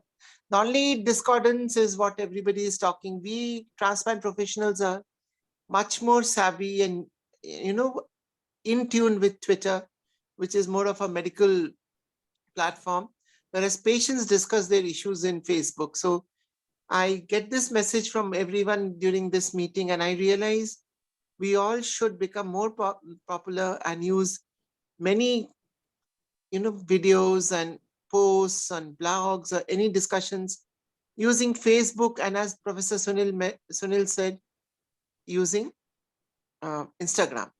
So we can, but I think we need to be careful and decide which platform is good for us. It offers a lot of opportunities, but we may be using not the right platform. But looking at Mohan Foundation and the amount of work they have done, and looking at Madam Vasundhara's Kidney Warriors Foundation, they have created a paradigm shift in how chronic kidney disease care is taken care in India, especially dialysis.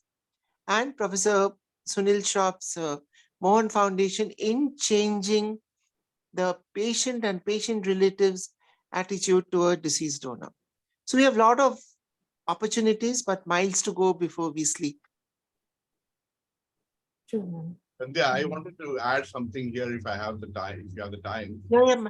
So please go ahead, sir. You can, we have all the time, so you can just put your points. As a transplant professional, WhatsApp is very infamous for misinformation which it spreads. But we have used it very effectively in closed groups. So we have about the kidney transplant surgeons are not that many in the country. So we have a group for the transplant surgeons, and for both we have about 250 members on that group from all over the country, and that has become the first point of contact for people to discuss difficult surgical problems in kidney transplants, whether they have a complication, if they have a difficult case, that's the first point of contact. And then many of the seniors join together to give an answer. So many of the cases which have been done in different hospitals have been discussed in this closed group with proper answers, and that person who is in trouble will come back and tell you what they did and how whether it was successful or not. So I found this as a great educational tool. The second thing which I think where it has been a great help, which I've seen, is in collaborative research. When you have a problem, you very immediately say, okay, do you have this problem too? And then you can put a collaborative research item together. So, as a transplant professional, social media there has been extremely useful. Then we have another group for transplants where we have a very high level of people who are from different, the bureaucrats are there, the doctors, senior doctors are there, the, people from NOTO are there, where we discuss the regulatory issues required to help the, ease the pain points in donation and transplantation. And that is again very effective for policy decisions. So you can use it, you can mold the social media to your requirement and use it very effectively to actually do some, change the thought process, or to help somebody who is in a difficult situation to come out of it when, especially in transplant field. That's been my, I think that's the best use from, one of the best uses. Of course, there are many, because, when you look at Twitter, if you want any information, the quickest it travels through Twitter. I mean, if there is something which, is published somewhere, immediately you see it on Twitter. And if you have a hashtag, you're subscribed to those, hashtags. And if you're subscribed to those areas, the feeds, you'll get the information almost immediately. Sorry, thank you. Very rightly said, sir. I'd like to bring Dr. Anuja in. Ma'am, do you think it is possible to also integrate traditional media with social media? Hi, Sandhya. I think before I start, I have to say it has been an absolutely wonderful morning. The talks by Divya and Kritika were amazing. And I think both of them covered a lot of content that I think we'll just be talking more, kind of delving more into. So no, I definitely think that you could mix and mingle social, the traditional medias and social media. And I think that is definitely the right way to do it. I do, however, think, as Dr. Urmila mentioned earlier, is that, social media does have those advantages of this broader reach, of being able to kind of, reach out to a bigger public that traditional media does not. So I think traditional media has its own pros, but if we are really looking for advocacy awareness in the topic that we're talking about in terms of transplant, I do think social media has kind of a little bit of an edge over traditional media. And you've seen, again, as Dr. Shroff also mentioned, the collaboration, the networking, the research that can happen from social media, I think happens in a way more impactful manner than traditional media. But at the end of the day, I think, again, like all of us mentioned, utilizing the best of all of them is the way to go. I don't think you can kind of really go after one thing and make it the be all and end all. So I think mixing and matching is definitely helpful. I just see more advantages of social media over traditional media. I think that's what Dr. Shroff did last year when he appeared on Kaun Banega Crorepati. Sir, what was the response to your appearance in that? Did it really reach a lot of people? You have something like Facebook effect, when Facebook, put the organ donor thing, you had a lot of registration.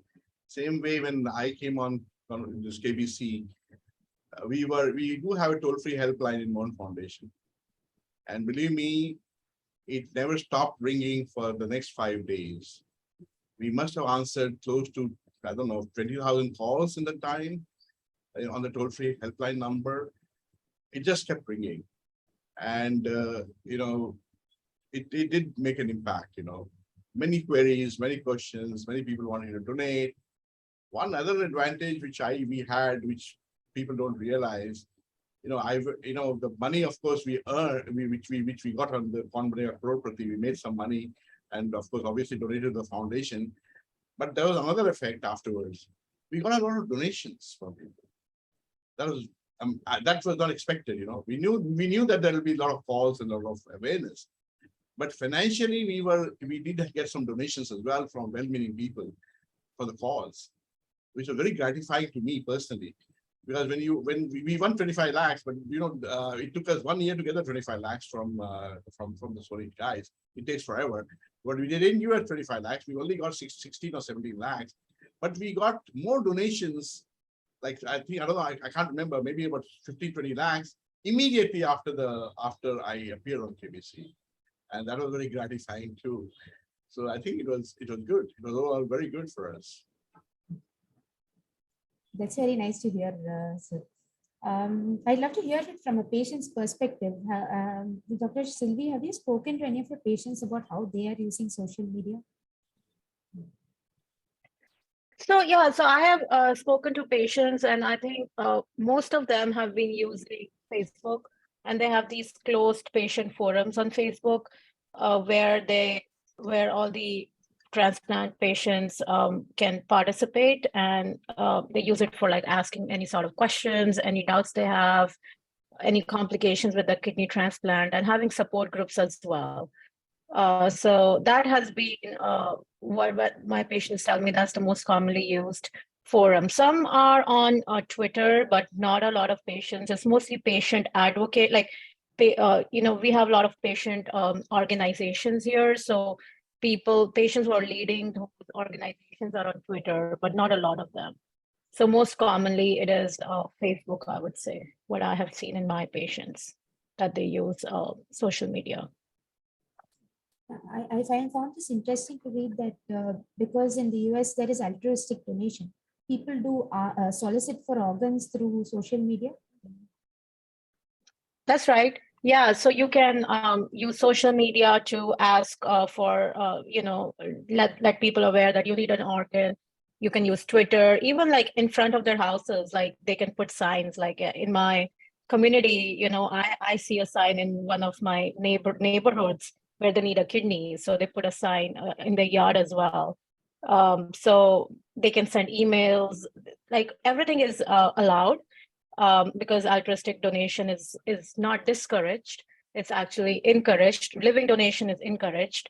So whether it's related or unrelated. So that's very commonly seen. And a lot of patients use the social media very effectively to advocate for themselves, or patients' relatives can use, or patients' friends use.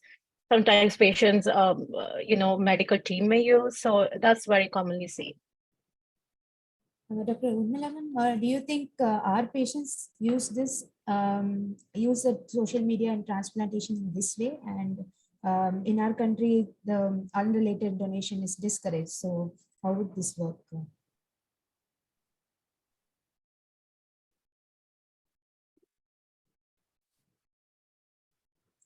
Dr. Urmila, I think ma'am's not available. So. Urmila is muted. Yeah. I think this is an area where we are not as progressive or as as in United States, where, as they said, altruistic donation is encouraged, and not just social media. When I was in Toronto, we had seen this in churches. I mean, notices put up in boards in places of worship also. But in India, rarely I have seen social media being used for soliciting organs. Traditional media, there have been some rare instances where people have asked for kidneys or other organs. But I think this is a very slippery slope in our country. Using social media for soliciting or asking for organs is not allowed. And I think advertising for organs, our law does not allow. We do encourage altruistic donation, but there is a very thin line between altruistic and commercial donation in our country, where the economic disparities are very, very vast. So I'm not too sure. I will have others' opinion that whether we should encourage or whether we should be thinking of using social media for encouraging individual personal organ donation. Others can say, I'm sure Dr. Shroff can say a few words on this. Just before Dr. Shroff comments, I just wanted to clarify from Dr. Sylvie. You talked about this altruistic donation and unrelated donations. So is that commercial or it's all altruistic? I mean, is there any money involved in unrelated donations? Just out of curiosity, I'm asking. No, there is no money involved. It's all altruistic. So, yeah, I want to say that, it's quite a topic to be discussed, to be honest. There are some ethical concerns here, when you talk about these directed donations and, altruistic donations.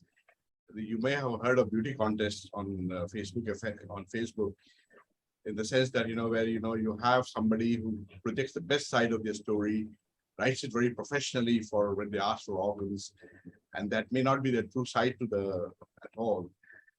And that also puts a lot of emotional pressure on friends and, other people who are reading their posts. So to some extent, there is coercion.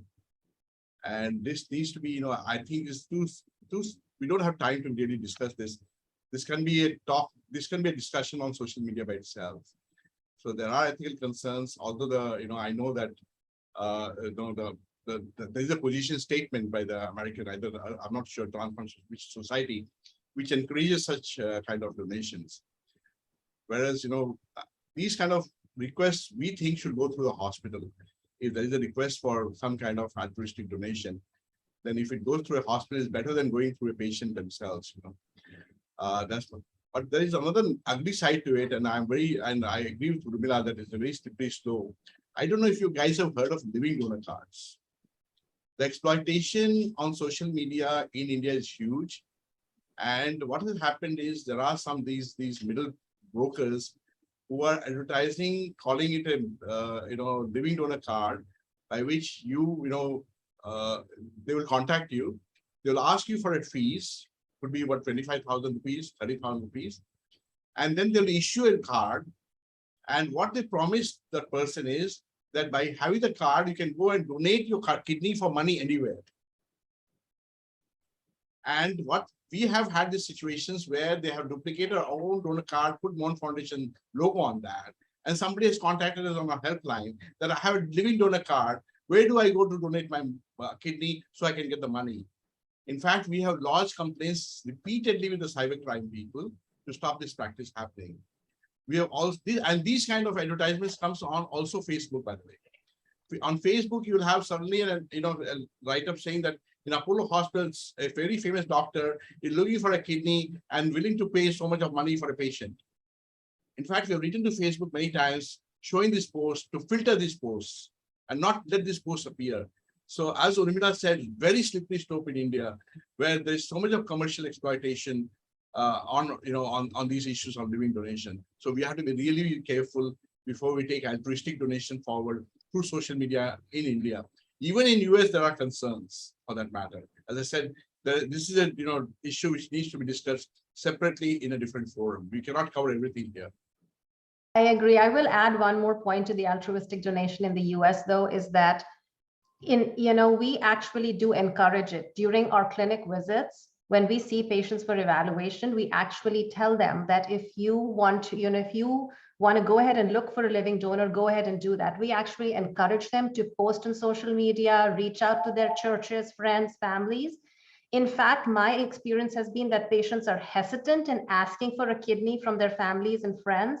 And so what we've been trained to tell them is that when you go ask for a kidney, don't tell them you are asking for a kidney. You tell them that you saw your kidney doctor today and they wanted you to talk to people that you're in kidney failure and you're looking for a kidney. I encourage my patients to put those placards outside their homes, in their cars. In fact, the National Kidney Foundation has this big campaign called the Big Ask, Big Give, where they are actually helping with looking for donors. So it's a very, I think it's different here, but so far, thankfully, I've not heard of the downsides and pitfalls of this yet, and it's kind of being encouraged quite a bit. I think we're all learning in this, it's evolving. And we go through these phases where, it is a little dangerous, and then we learn, and then we improve, and that's good. And I think, we do see these billboards in US where there's somebody's asking for a kidney. And I like this Anuja's idea of making it a third party kind of situation. That's why I said that going through hospitals or clinics is better than going personally and asking for an organ. That maybe have more appeal. Even in India, we have altruistic donation. In fact, we get calls on our helpline where people say we don't want money. We want to donate out of just love. But we are worried, in India. I have a gynecologist in Bangalore who desperately wants to donate. And she can't go ahead. She has been rejected by the committee many times. And I know that she's genuine. She's genuinely altruistic. And believe me, in India, we do have such people who wish to donate. But the mechanism in India is lacking. And we are scared that they should not be misled. And I would like to add as well, one of the reasons why altruistic donation is so successful here is because the transplant process is tightly regulated by UNOS. So everything has to be through proper channels, and your center can lose license. It's not licensed, but it has to be approved to do a transplant, and it has to satisfy certain metrics. So it's very tightly regulated. So that's why altruistic donation is so popular. And, as you were talking, like there's no commercialization and it's a very slippery slope. But I think a central regulation may definitely help in making the process more streamlined. And that's what it is here. There are a lot of laws which are associated, and the whole process is tightly regulated. So even when we encourage patients, well, if you get a living donor, you're going to get transplant sooner than being on waiting list, which is usually 2 to 3 years or more, depending on where you're getting the transplant. So that's one very encouraging thing for patients. And secondly, the other advantage is even if you're rejected by one center as a living donor, you can get your evaluation at another center. So it's not like, one center rejects you and you cannot be a donor. You can go to 5 different centers. And actually, me and Dr. We have we're just talking, we do have a WhatsApp group of transplant professionals of Indian origin, and Dr. Java and me are part of it. And that's what we had discussed. Like if, one of our colleagues was like, well, my donor got rejected, can they get evaluated at another center? And I'm like, yes, you can. So that's another advantage. But I think the laws and the central process makes the process more streamlined here. I think what you Americans are telling us is that it's a soliciting an altruistic, non-directed organ donation is safer. Unfortunately, there is nothing called non-directed organ donation in India. It's almost directed. And even in living related organ donation in India, It is rarely altruistic. So we also have lots of checks and balances, but still some kind of malpractice creeps in. So this is our concern in our country. So you will see this, and Professor Sunil will agree with us that even if it's altruistic, the economic disparities are too much between the donor and the recipient. In your part of the world, the economic differences between the donor and the recipient is not that much. It's very narrow. So, interesting perspectives on this, how different countries view it. And now we can just move to the next topic, which is actually the pitfalls, which is what we were discussing, I think. Ma'am, what do you think are the pitfalls when both transplant professionals or patients use social media and transplantation? we have, I think, discussed this a lot because time is little less. We're almost 9 o'clock. Yes. Pitfalls are the same: hackers, spammers, misinformation, soliciting for donor. And there have been many issues with in our country, at least. A simple social media post or a WhatsApp post have actually brought a successful South Indian deceased donor organ transplant program to its knees. So social media can elevate a program, but just by some amount of misinformation and wrong attitudes can bring it down. And like, as we have an initiative in Indian Society of Organ Transplantation, I think all professional bodies and verified bodies should peer review whatever posts come as far as organ donation is concerned. And closed groups are much more important than sort of, disseminating information throughout. I think take others' opinions, Sandhya, and then. So, what do you think about the ethical and the legal framework, Dr. Anuja? What do you feel about it? You're a little around less social audible. media? You're not audible. Sorry. Was that question for me, Sandhya? Yes. Sorry, what go do you ahead. think about What was the the? Sorry. What do you think about the ethical and the legal framework around the use of social media and transplantation? Right. No, I think that's I think one of the major, I think, pitfalls of social media, because I think there is no, when you're on social media, there is no barrier. There are these privacy concerns. I have seen patients and even physicians, unfortunate to say that, and I think it was brought up earlier, posting a lot of private information about their patients. I mean, even if the picture is not there, there is so much detail in the medical history. There is enough information that if anybody wanted to go back and figure out that this is the patient, they could. Same thing for the patients. Sometimes they kind of post a lot about their medical histories, their financial burdens, what they're going through. I think that privacy link somewhere between private and social has kind of dissipated.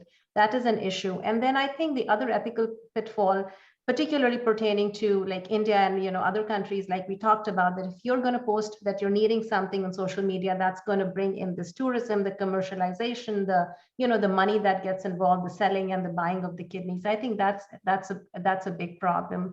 And of course, the misinformation that goes out there. There is no control over who is going to post what. There is no regulation. And that is a big problem for patients because they don't know how to tease through all that information that is out there and what they should take and what they should leave. So I think, those are major issues that kind of I can think of in terms of, issues, ethical issues and pitfalls. And I also want to add that, the telemedicine guidelines, which Government of India has published in 2019 after the pandemic started, includes the social media usage and how to use by doctors. I don't know if you guys are aware, very clearly placed down, the guidelines placed down how to, what to share and what not to share. And the data privacy, the Personal Data Privacy Act, which is around the corner, which should come into force anytime, will also have, laws related to social media usage. Are there any laws in the US, Dr. Silvi, about, or at least any policies from professional bodies? So there are very strict laws, especially for physicians. We have this HIPAA training. Every institute has it, and you really cannot post patient information on social media. If you do, there are strict laws, like you can even be terminated from your job.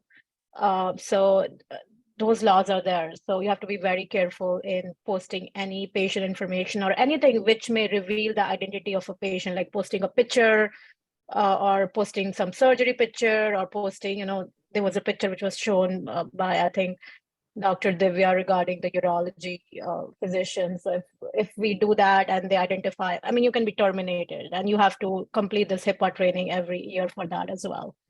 So that law is there. It's mostly for medical professionals, I would say. For patients, there are no laws, but I think misinformation is the main drawback of social media for patients. We do actually have the lawyer team from our hospital come and give talks to all different departments about what is okay and what is not okay, and it's very, very strict. So yeah, the people who are actually going for the lawsuits when physicians post something unusual, they've brought real life cases of how this affected. So we actually have a yearly session on that. One thing which we need to have is a position statement from each society. In Americans do have some position statements for the Transplant Society. We don't have one in India. And that'd be good for the professionals. At least they can read the statement, but they may not go to the guidelines of the country. Sometimes they're ignorant for that. They may not be aware. But as a society, we can put a position statement or a white paper together and distribute it around so that there is clarity on certain issues related to social media and how it can be used. As a last question, social media and research, how they complement each other. Can social media boost research, and what research do we need on the use of social media in transplantation? Dr. Anuja, would you like to answer this question? Right. I think in terms of how social media can or does it boost or aid research, most definitively, and I think I alluded to this a little bit earlier, is that, and in the question that you brought up Sandhya earlier, how that differs from traditional media. So, the research world is not limited to conferences, and it's not limited to, small limited webinars. I think with social media, people are sharing their work. People are sharing questions that they may have. It's leading to collaborations that's leading to more research. So I think it's given a big boost in the research field. In terms of the research and the use of social media, I definitely think that is somewhere we are lacking. I think we've all of us have gone all in without really getting the objective feedback on how this is affected. I think, as Dr. Shroff and Dr. Urmila mentioned, having the organizations, the professional ASN, AST, NKF, kind of getting involved to see how, how social media has actually impacted. Has it really changed the world of transplant? How many more donors have come forward? What has really happened? So I think that research is needed. We talk about this, but we don't have objective data to show that these are the numbers, these are the pros, these are the cons. So that research, I think, something that the professional organizations can really undertake is important. But it definitely it has, you see what we do on Twitter, the NFJCs and all of that. That's all sharing, and that just propels the research 20-fold forward than it was if we were just presenting, in front of an audience of 20, 50 people. I think we asked Dr. Sylvie Sa to say, because both of you are mentors for students, and I'm sure Divya and all have learned a lot from NSMC, and they have their research ideas and collaborations have been boosted or encouraged by social media. I'm sure having you both in this platform, or speakers or thought leaders or opinion leaders with niche areas of research, have made a difference. And all this, at least in Women in Nephrology, we have youngsters who are coming up with research ideas, being encouraged, being inspired by, talks and webinars and social media posts, articles coming out, and they get their own research questions. They learn how to frame their research methodologies, and many of them are collaborating and working together. Definitely. I will say, like the Women in Nephrology here, we actually started this national mentor-mentee program We've just launched it, and one of the and we divided that kind of program into whether you're interested in research, whether you're interested in education. So we've kind of divided that, where if there are people, and this is national, but we've gotten responses from even international candidates.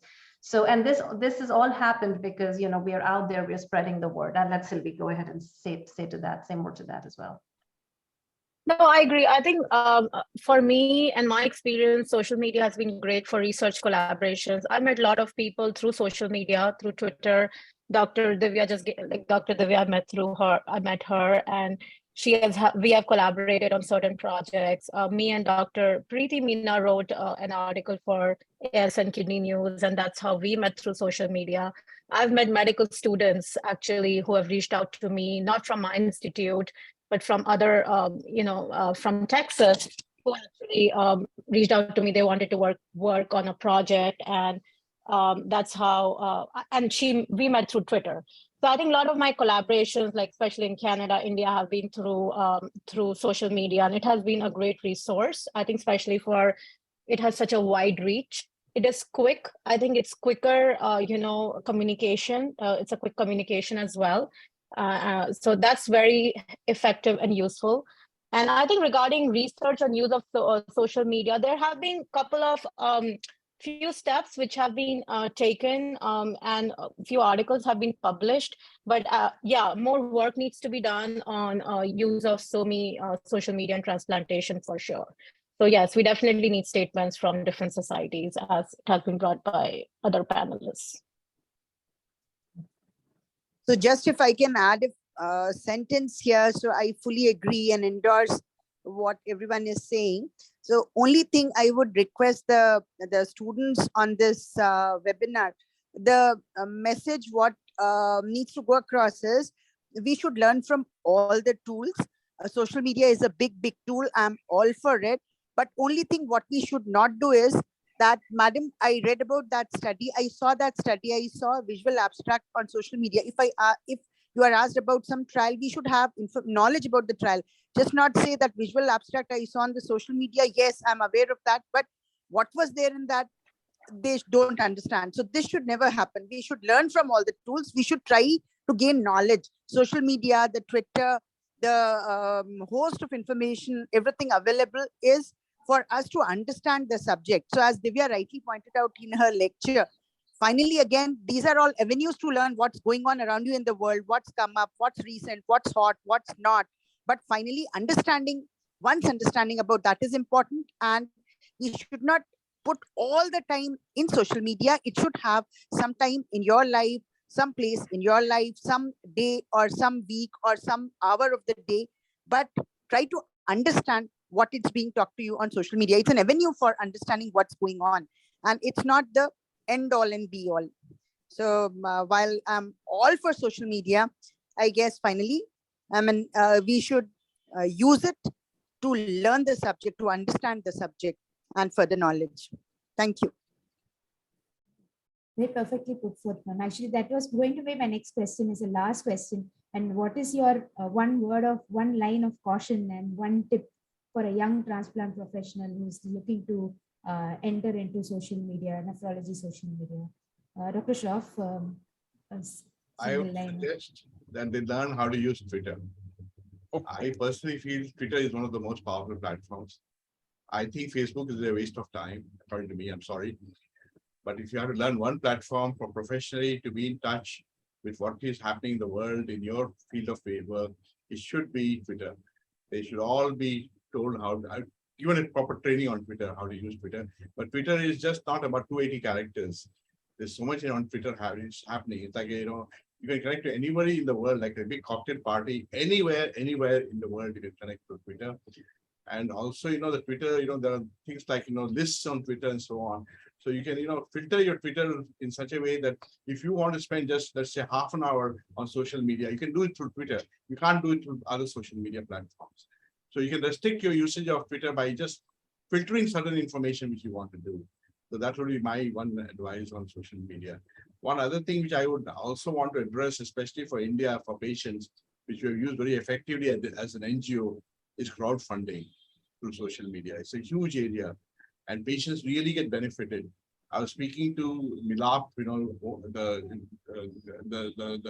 person who founded Milap, Anuj, and I asked him, how much have you raised on social media for transplants? And you'll be surprised to know that in the last 7 years, they've raised 800 crore rupees for transplant patients, help them because most of our transplants happen in, private hospitals, and this is expensive. So they have raised, Milap alone has raised 800 crores for transplant patients. And then is keto as well. So that's another great benefit of social media, especially in India. Thank you. Ma'am, your last comments, Dr. Urmila ma'am. Yeah, if you really want to get your feet wet, learn how to swim, go the whole hog. But before you start, get used to it, familiarize yourself with social media. And I think, as Professor Sunil says, Twitter is the handle that we all professionals should become comfortable with. And, Dr. Sylvie, your comments? Yeah, I think I agree with all the comments made by the panelists. And one advice is just go with an open mind and keep your professional and personal life different. And whenever you post, there's a lot of responsibility in posting. So make sure it's safe, it's respectful, it's true, and it's not offensive. And if you have to explore one medium, I would say stick with Twitter, just because it has a lot of, it's more authentic, it has more professional networking, more knowledge, and more access. So I agree with Dr. Shroff and Dr. Urmilan, and like that's one medium to explore and start with for young professionals. Dr. Anuja, ma'am, your thoughts? Yeah, no, definitely agree with everything that's been said before. Divya actually really beautifully pointed this out earlier, go slow, kind of, and like Dr. Urmila said, get your feet wet, understand what this is. Couple other things I want to add is, and I think Divya mentioned it, be very intentional in who you're following, because remember, there is an anchor bias. If you're only going to be seeing people who you follow, and that is the view you're going to get. So you should be intentional in trying to follow people who match your views and those who don't match your views, so that you get a good mix of understanding of what is happening. And I always say this, respond, don't react. There's going to be a lot of things that are going to happen. Disengage if you don't think something is okay. But, you have that ability. You don't, so just, those are some of the things. And be professional always, and be yourself. You don't have to be somebody else to be on social media. Thank you. Thank you so much to all the panelists and for the entire session. I think you've broadened our horizons and shown us that social media is more than just posting vacation pictures on Facebook or sports banter on Twitter, and that we can compress the entire worldwide nephrology community into a small network where we can engage with each other and educate ourselves and others around us, and really look beyond our four walls. So thank you, everyone. I'll defer to the organizers and the MCs for the rest of the Happy session. Diwali to all of you. Happy Thank Diwali. you. Happy Diwali. Yeah, happy Diwali, and thank you for having me. Sir. Thank you for being with us, sir. Thank you. Amen. Good night. Thank you, Anuja. so Thank you, much. Sylvie. Thank you. Great seeing Thank everybody. you. Bye. Bye. Dr. Subhashi, can you just request Dr. Swanlata to give the closing comments? Okay, Swanlata, closing comments. Yeah, I think she has forgotten. So I think it was a very great session. So I mean, a very unique topic, and it was well selected, and the speakers and then the chairperson, it was aptly designed. It's a need of the hour, has been suggested by one of the chairperson. I think it's a new tool for the learning platform, particularly scientific program. So it all started with, as Maitri said, as an emergency communication, but it has grown to evolve into the entertainment, and now it has come to a scientific tool. Particularly, it's a small platform where we can share our knowledge, gain our knowledge. So particularly, it has gained a lot of momentum after this COVID time, where we are trying to connect digitally. So as has been said by Divya, it has given opportunity to youngsters. And in fact, they have become mentors in various platforms, and where the seniors have become students and learning from them. So, I mean, without this platform, I think it wouldn't have happened. The juniors getting so many opportunities, and then the hierarchy has been flattened, as she has emphasized. And we have a lot of platforms for the learning, the virtual platforms for learning the structures program. She has enlightened very beautifully. And coming to the patients platform, I think even social media is playing a lot of importance in getting the knowledge, getting the networking, and getting the right information and connecting to their doctor whom they deserve. And of course, appropriate information through the YouTube channels and so on and so forth. And we had a very excellent panelists who have discussed extensively on how to use the social media platform for the organ transplantation. I think I would agree with Dr. Urmila and Dr. Sulesh that in India, though we have used this platform for creating an awareness amongst the public, but using it for soliciting a donor, it is still illegal. And being into a organ donation and transplantation organization, all the social media messages are being diverted to us, though it is illegal.